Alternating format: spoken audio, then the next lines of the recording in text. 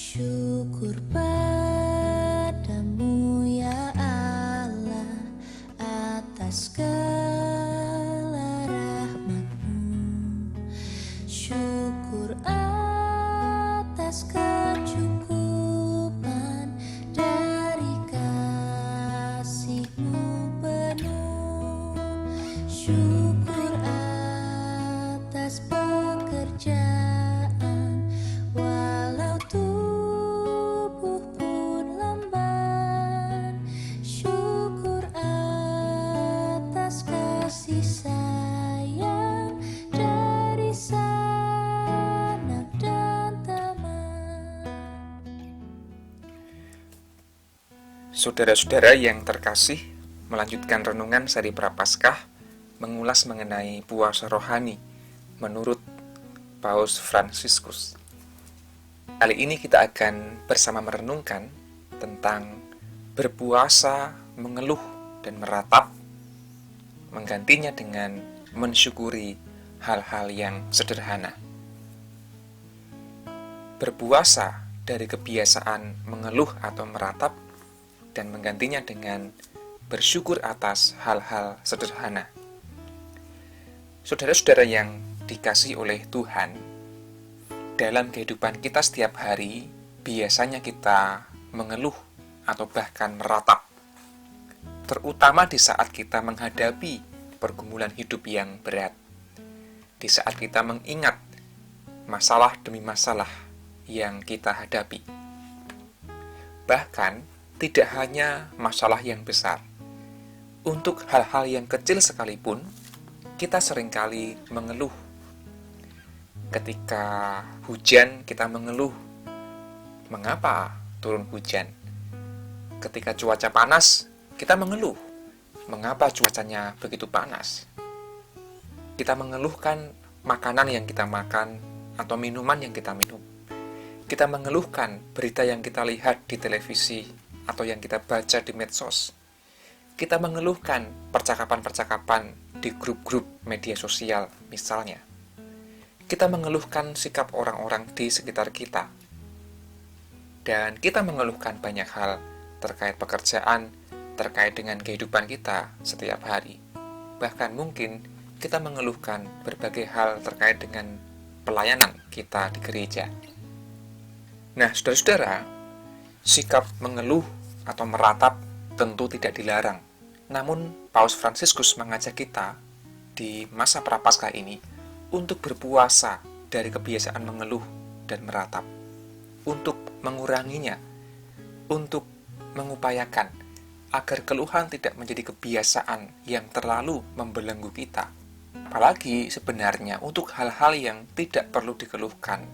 Sebaliknya, kita diajak untuk mensyukuri hal-hal yang sederhana. Memang seringkali manusia itu untuk bisa bersyukur harus menunggu hal-hal yang luar biasa terjadi. Jikalau sakitnya sembuh, jikalau studinya berhasil, jikalau pekerjaannya sukses, jikalau orang-orang menyetujui apalagi mengagumi pencapaian-pencapaiannya, jikalau banyak orang memuji kiprah dan pekerjaannya, jikalau segala sesuatu berjalan sesuai dengan keinginannya. Dan untuk hal-hal yang luar biasa itulah orang biasanya kemudian mudah bersyukur. Seringkali manusia menjadi lupa untuk mensyukuri berkat-berkat Tuhan melalui hal-hal yang sederhana. Nah, kita diingatkan oleh pemazmur di dalam Mazmur pasal 96 ayat 1 sampai dengan yang ketiga, berisi ajakan untuk mensyukuri hal-hal setiap hari yang kita alami. Beginilah bunyinya: nyanyikanlah nyanyian baru bagi Tuhan. Menyanyilah bagi Tuhan, hai segenap bumi. Menyanyilah bagi Tuhan, pujilah namanya, kabarkanlah keselamatan yang daripadanya dari hari ke hari. Ceritakanlah kemuliaannya di antara bangsa-bangsa dan perbuatan-perbuatannya yang ajaib di antara segala suku bangsa. Saudara-saudara, pemazmur mengajak kita untuk menyanyikan nyanyian baru bagi Tuhan. Mengapa dipakai istilah nyanyian baru? Karena pemazmur menghayati bahwa setiap saat, setiap hari, ada berkat Tuhan yang baru. Maka kita pun diminta untuk menyanyikan nyanyian yang baru. Bukan berarti kita tiap hari harus menciptakan nyanyian atau lagu yang baru. Bahkan ada kidung yang juga sering kali kita nyanyikan, NKB, nyanyikanlah kidung baru. Tentu maksudnya adalah bahwa selalu ada hal yang baru, hal yang sederhana, bahkan hal yang kecil, yang itu adalah karya Tuhan atau berkat Tuhan. Barangkali kita menjalani hari demi hari itu secara biasa. Padahal sadarkah kita bahwa setiap hari adalah hari yang baru?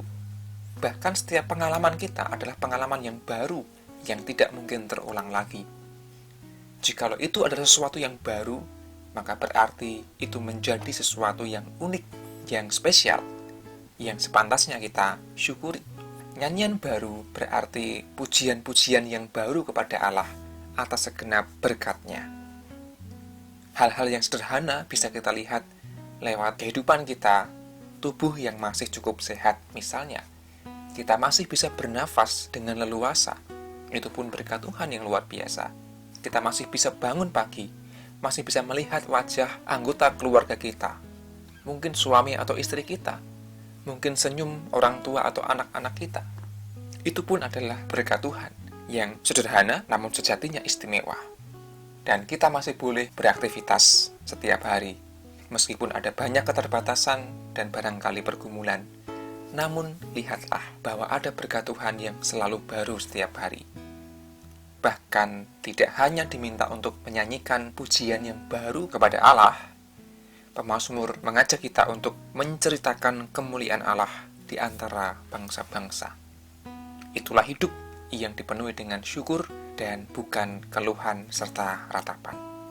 Saudara-saudara, barangkali kehidupan kita tidak mudah, barangkali kita masih bergumul dengan berbagai macam persoalan, barangkali kita masih berharap akan cita-cita dan masa depan kita yang belum pasti.